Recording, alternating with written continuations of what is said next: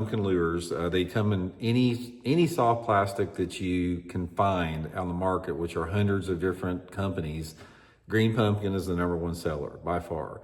Bass see more green pumpkin lures than any other color out there, and for good reason. It's probably the best color of soft plastic lure to catch fish on. And I think a lot of reasons for this is that it's a natural color that resembles a lot of forage.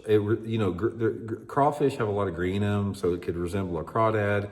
It can resemble a perch. It just looks natural and alive in the water in a lot of different water visibilities and sunlight conditions. That's the one thing that really makes green pumpkin stand out above any other color out there, is the diversity of water clarity that it works in.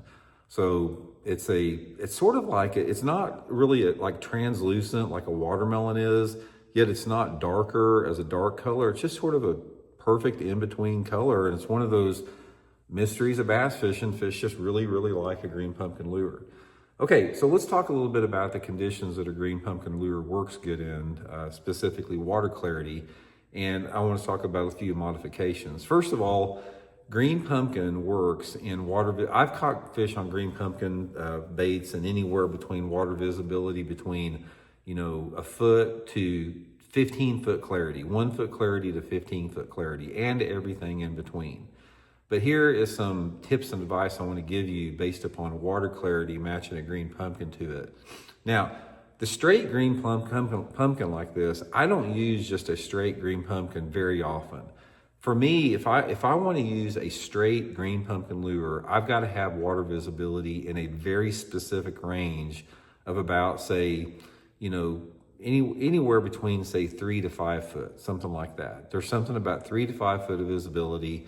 A lot of times I'll just use a straight green pumpkin. But if I have water visibility a little bit dirtier than that, or maybe a little bit cleaner, I'm going to be adding some type of dye to my tails, specifically on the green pumpkin.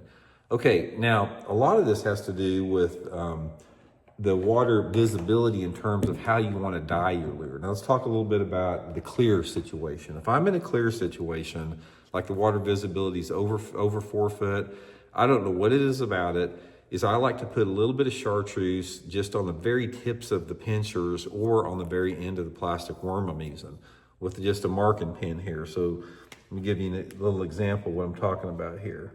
Not much. There's something about, I don't know what it is, but just a little bitty puff of chartreuse right on the tail of the lure like that.